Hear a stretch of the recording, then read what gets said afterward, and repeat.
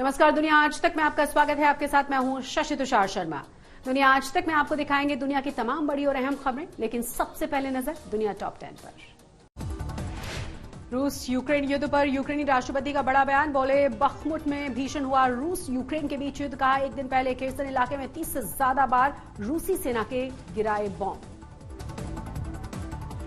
रूस यूक्रेन युद्ध के बीच भारत पहुंचे रूस के विदेश मंत्री सर्गेई लावरोव ने विदेश मंत्री एस जयशंकर से मुलाकात की। दोनों ही नेताओं के बीच युद्ध के चलते खड़ी हो रही परेशानियों पर चर्चा हुई। G20 देशों की बैठक में हिस्सा लेने पहुंचे हैं लावरोव। चीन, बांग्लादेश और दक्षिण अफ्रीका के विदेश मंत्रियों से भी मुलाकात करेंगे। अमेरिकी विदेश मंत्री एंटनी ब्लिंकन ने उज्बेकिस्तान में की अपने समकक्ष से मुलाकात। दोनों ही नेताओं के बीच रूस यूक्रेन युद्ध को लेकर हुई है बात। एक दिन पहले ही ब्लिंकन ने सभी 5 मध्य एशियाई देशों को रूस के बढ़ते खतरों को लेकर चेतावनी दी थी।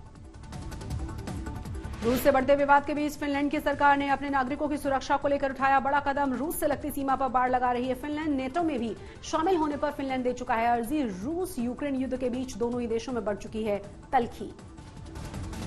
चीन पहुंचे बेलारूस के राष्ट्रपति लुकाशेंको ने राष्ट्रपति शी जिनपिंग से मुलाकात की। दोनों ही देशों के बीच रणनीतिक साझेदारी बढ़ाने और रिश्तों को मजबूत करने पर बनी है बात। यूरोपियन यूनियन द्वारा टिकटॉक को बैन करने पर चीन की सरकार ने जताई है नाराजगी। कहा, ईयू के फैसले से खराब होगी कारोबारी व्यवस्था। साथ ही साथ कहा, अंतर्राष्ट्रीय समुदाय में यूरोपीय यूनियन को लेकर भरोसा भी घटेगा।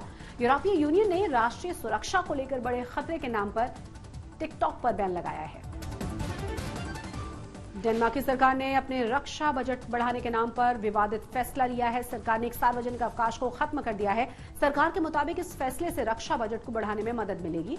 छुट्टी पर चली इस कैंची से लेबर यूनियन जमकर कर रही है सरकार के खिलाफ प्रदर्शन। न्यायपालिका में सुधार के फैसले के खिलाफ एक बार फिर से इजरायल की सड़कों पर हिंसक प्रदर्शन। लोगों ने जजों की नियुक्ति से जुड़े कानून में बदलाव की मांग की है। प्रदर्शनकारियों के मुताबिक अपने भ्रष्टाचार को छुपाने की कोशिश में पीएम नेतन्याहू कर चुके हैं कानून में परिवर्तन।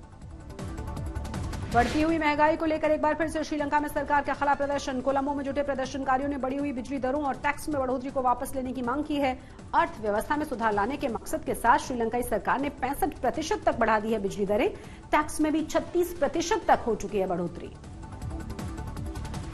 नॉर्वे के मूल निवासियों के मुद्दे पर हो रहे प्रदर्शन के दौरान पुलिस वालों से भिड़ी पर्यावरण कार्यकर्ता। ग्रेटा थनबर्ग मध्य नॉर्वे में मूल निवासियों की जमीन पर बनी विंड मिलों को हटाने की मांग की गई। कहा, मूल निवासियों के अधिकारों की कीमत पर ग्रीन एनर्जी को लेकर नहीं किया जाएगा काम। इजरायल में सुप्रीम कोर्ट के अधिकारों को नियंत्रित करने वाले कानून के खिलाफ लोगों का गुस्सा बढ़ता जा रहा है और इस प्रस्तावित कानून के खिलाफ एक बार फिर से तेल अवीव की सड़कों पर जमकर हंगामा हुआ है।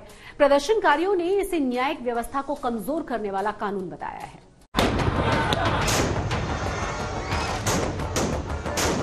इजरायल की सड़कों पर एक बार फिर जमकर हंगामा बरपा और तेल अवीव शहर पुलिस और प्रदर्शनकारियों के लिए जंग का मैदान बन गया। एक तरफ घोड़े पर सवार सुरक्षा कर्मियों ने प्रदर्शनकारियों पर जमकर आंसू गैस के गोले बरसाए, तो दूसरी तरफ नाराज प्रदर्शनकारियों का जत्था सड़कों पर उत्पात मचाता नजर आया। सुप्रीम कोर्ट के अधिकारों को नियंत्रित करने वाले कानून के खिलाफ लोगों का गुस्सा बढ़ता ही जा रहा है। बुधवार को एक बार फिर तेल अवीव की सड़कों पर हजारों प्रदर्शनकारी इकट्ठा हुए और बेंजामिन नेतन्याहू सरकार के विवादास्पद कानून सुधारों के खिलाफ जमकर प्रदर्शन किया।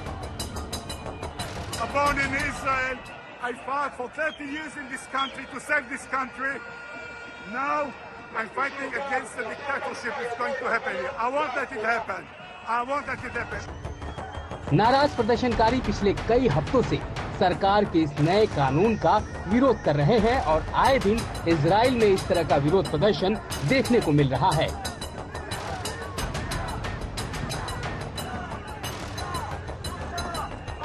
फिलहाल पुलिस ने इस प्रदर्शन के दौरान 8 लोगों को गिरफ्तार किया है। उधर इजरायल के सुरक्षा मंत्री ने कहा है कि वो अराजकतावादियों को सड़कों को बंद करने की इजाजत नहीं देंगे। नेतन्याहू सरकार द्वारा प्रस्तावित इस नए कानून के तहत 120 सीटों वाली इजरायली संसद में 61 सांसदों के साधारण बहुमत से सुप्रीम कोर्ट के फैसले को रद्द किया जा सकेगा। साथ ही प्रस्तावित सुधार उस प्रणाली को भी बदल देगा जिसके माध्यम से न्यायाधीशों की नियुक्ति की जाती है। यही वजह है कि लोगों में इस कानून के खिलाफ बेहद नाराजगी है। आज तक ब्यूरो। अमेरिका के कई राज्यों में भारी बर्फबारी हो रही है। बर्फबारी ने कई शहरों का हुलिया बदल कर रख दिया है। ऐसा लग रहा है मानो किसी ने इन शहरों को सफेद चादर से ढक दिया हो। अमेरिका की तरह ही स्पेन में भी मौसम लोगों का इम्तिहान ले रहा है। यहाँ रेस्टोरों के बाहर लोगों के बैठने के लिए लगे हुए कुर्सी टेबल पूरी तरह से जमे हुए नजर आ रहे हैं, लेकिन कड़ाके की ठंड के बावजूद भी यहाँ जिंदगी गुलजार है। सड़कें बर्फ से ढक गई हैं, घरों पर बर्फ की चादर है। खुले आसमान तले खड़ी कारें बर्फ की चादर में ढकी हैं। यहाँ तक कि सफेद बर्फ ने पेड़ों की रंगत भी बदल दी है।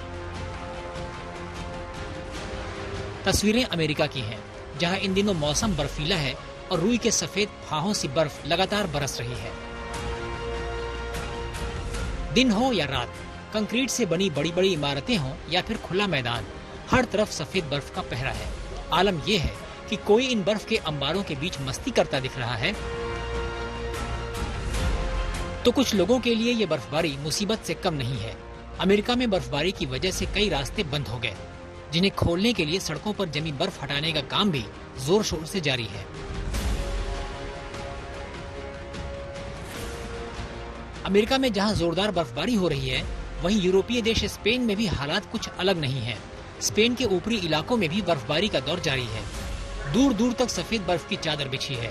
सड़कों से लेकर मैदानों तक बर्फ ही बर्फ है। एक तरफ बर्फ है तो निचले इलाकों में बारिश और तेज हवाओं का दौर जारी है। कई इलाकों में तो तेज बारिश के बाद सड़कें धंस गई हैं, जिन्हें मशीनों की मदद से दोबारा ठीक किया जा रहा है। तेज बारिश और हवाओं की वजह से कई इलाकों में बिजली भी गुल हो जाने से परेशानी पैदा हो गई है। फिलहाल कई इलाकों में पारा -6 डिग्री सेल्सियस है। इस बीच स्पेन के मौसम विभाग ने तेज बर्फबारी और कपा देने वाली ठंड की आशंका जताई है। मौसम विभाग के मुताबिक स्पेन में पारा -15 डिग्री तक जा सकता है।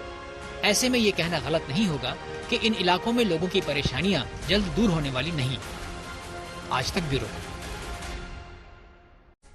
नाइजीरिया में 25 फरवरी को हुए राष्ट्रपति चुनाव के नतीजों का आधिकारिक ऐलान कर दिया गया है। सत्ताधारी ऑल प्रोग्रेसिव कांग्रेस पार्टी के टिनुबू को चुनाव आयोग ने विजयी घोषित किया है।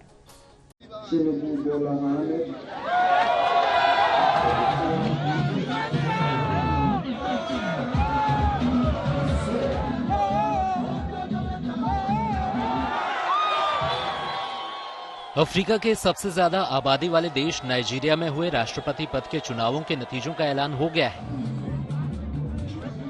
नाइजीरिया के चुनाव आयोग ने सत्ताधारी दल के उम्मीदवार बोला टिनुबू की जीत का ऐलान किया। टिनुबू को कुल पड़े वोट का करीब 37% यानी 88 लाख वोट मिले और उनके प्रतिद्वंदी अबूबकर को 29% यानी करीब 70 लाख वोट मिले। 25% वोट को लेकर ओबी तीसरे स्थान पर रहे। 25 फरवरी को ये वोट डाले गए थे।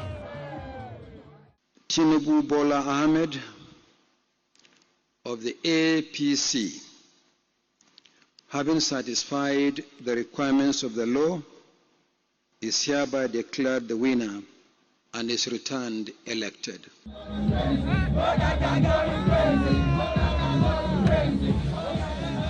इस बीच दो प्रमुख विपक्षी दलों ने दोबारा मतदान की मांग की है। विपक्ष के मुताबिक चुनाव नतीजों को जारी करने में हुई देरी के चलते गड़बड़ी हुई है। हालांकि सत्ताधारी ऑल प्रोग्रेसिव कांग्रेस पार्टी ने विपक्ष से हार कबूल कर हंगामा नहीं करने की गुजारिश की है। चुनाव नतीजों को प्रमुख विपक्षी दलों की ओर से अदालत में चुनौती दिए जाने की आशंका बढ़ गई है।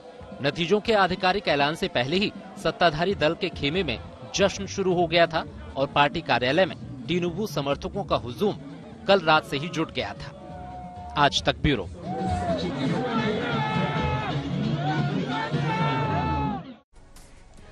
और अब बात कोलंबिया की, जहां वीवा एयरलाइन के विमानों के उड़ान भरने पर लगी पाबंदी ने हजारों लोगों को उनकी मंजिलों तक पहुंचने से रोक दिया। दरअसल रयान एयर के आधिपत्य वाली वीवा एयरलाइन का एक दूसरी एयरलाइन एवियांका में विलय हो चुका है। और जिसे कोलंबिया के अधिकारियों द्वारा मान्यता मिलने में देरी हुई है और इसी के बाद कोलंबिया और पेरू में इस कंपनी की उड़ान सेवा पर रोक लगा दी गई है। इससे पहले पिछले महीने भी इसी विवाद को लेकर वीवा एयरलाइन की दर्जनों उड़ानों को रद्द किया गया था। कंपनी के मुताबिक खस्ताहाल आर्थिक स्थिति के चलते कंपनी की एवियांका में विलय होना बहुत जरूरी है। अगर इसे जल्द ही कोलंबियाई अधिकारियों की मंजूरी नहीं मिली तो इसमें काम कर रहे 5000 लोगों की नौकरी पर संकट खड़ा हो जाएगा। इस फैशन वीक का रोमांच इन दिनों अपने चरम पर है। जबरदस्त प्रेजेंटेशन के लिए पूरी दुनिया में इस फैशन शो की काफी चर्चाएं रहती हैं। मंगलवार को फ्रांस के लग्जरी फैशन ब्रांड सोलारा के डिजाइनर ने अपने शानदार कलेक्शन को पेश किया था। डार्क लाइट इफेक्ट में एंथनी बेकारेरो की एक बेहद खूबसूरत डिजाइनर ड्रेस में रैंप पर मॉडल्स ने जमकर जलवे बिखेरे। मौजूद दर्शकों ने खूब इसका लुत्फ उठाया और डिजाइनर ड्रेस को भी वहां खूब वाहवाही मिली। ब्लेजर, पिंसिप और पेंसिल स्कर्ट्स के साथ साथ हॉकिंग बॉम्बर जैकेट्स की भी चर्चा इस बार पेरिस फैशन वीक में सबसे ज्यादा हुई है।